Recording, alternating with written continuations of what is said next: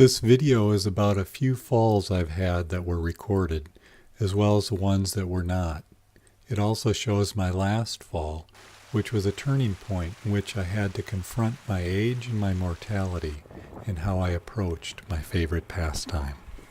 This first simple fall occurred just as I was starting single-track riding. At this point, all I wanted to do was see if my border collie might do well as a scajoring dog, which means pulling me on skis. I happened to be holding my cell phone camera with one arm and holding the handlebars and braking with the other. I saw some people coming down the trail and discovered that braking with one hand while being pulled at the same time is harder than I thought. Carver Lake Park in Woodbury has opportunities to practice your technical skills. The year before, I learned that at higher points, if you let the front of the bike fall off well before the back, you fly over the handlebars. On this occasion, I got off in a different way. Sometimes it's fun to go off the trails, such as on this occasion at Irvine Park. I bet you thought I was going to fall down that hill.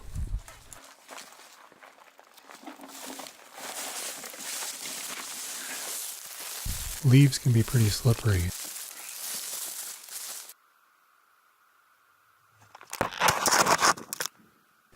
Last fall I was riding outside of Dubuque, Iowa. It had rained earlier and I didn't realize the bridge would be so slippery. My bike flew out from under me and I slammed into the side of that bank. I fractured my scapula and did some other shoulder damage as well. This is at Lebanon Hills. I was going real fast around this corner and I hit that rock with my pedal. Flew over my handlebars onto those rocks. I had just recently bought knee and elbow protection, but I decided I didn't need it. I did need it, however. This year I bought clipless pedals, and so I had the typical difficulty at first getting my feet out. Here I'm on one of the Area 178 trails just outside of Chippewa.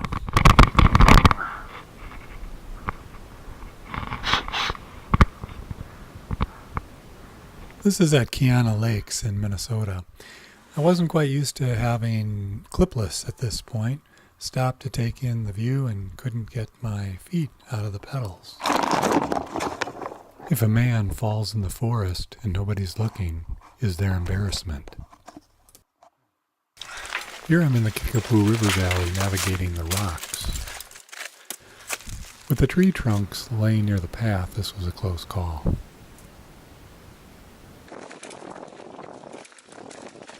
I came out of my trip from Copper Harper feeling pretty good that I really hadn't had much for injuries this summer.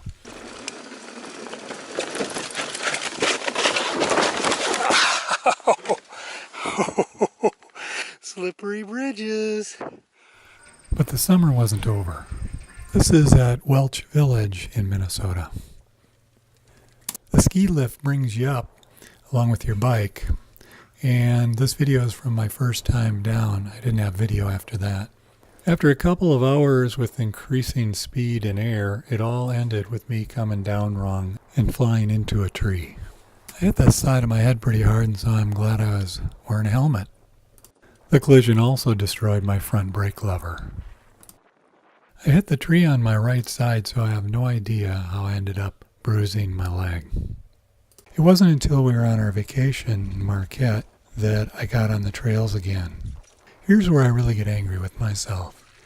It's the beginning of our vacation. I haven't ridden for a couple of weeks, and right away I go onto an advanced trail. I injure my left shoulder again, and I'm not sure if we're going to have to cut our vacation short. Plus, I'm in the midst of these amazing trails, and I was just starting out. So I ended up going for another hour and a half or so, until I just couldn't handle the pain anymore. This is what I had to say the moment I realized I had again messed up my left shoulder, and that I'd tragically somehow have to learn to go more cautiously on the trails in the future.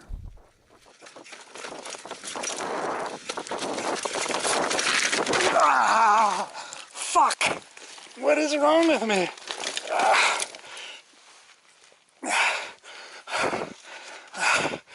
Oh, son of a bitch. I can't do this anymore. I just can't trust myself. Ah, fuck. Same shoulder. In that moment, I began the process of coming to terms with the reality that we go from young and invincible to older and breakable. When I discovered single track riding 2.5 years ago, I discovered an activity that matches who I am more than anything else I could possibly do. But along the way, I also had 2 injuries that limited me for months, and many close calls that could have been at least as bad. With now going on 63 years of age, I'm hoping that I'll be able to ratchet it down just a bit while still having the endless thrills that riding enables. I still greatly appreciate what I'm able to do with my body, bike, and trails, but as for taking it to the limit, I'll watch YouTube videos of those amazing guys that defy those limitations that exist for the rest of us.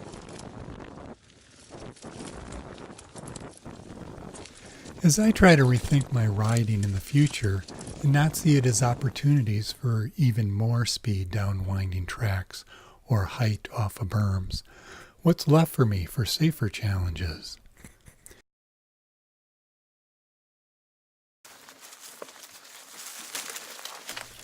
Well, it's still rewarding to try navigating different types of terrain.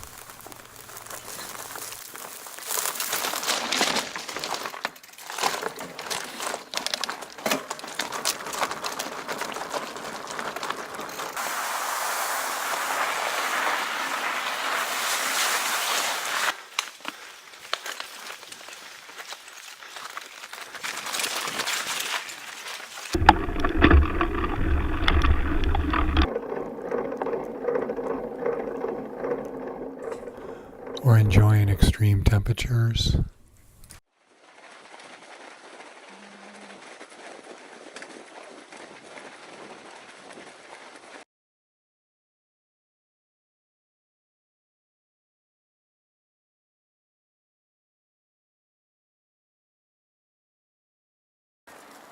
In the years ahead, I'm looking forward to increasingly becoming one flowing process with my bike over the dirt, rocks, and snow beneath me. It's all amazing, and I can't believe I get to ride in so many great places under so many conditions. No matter what your activity, if it brings you greater vitality and satisfaction, while at the same time minimizing the risk of big injuries, then something special has been brought your way. I hope you enjoy your path as much as I do mine.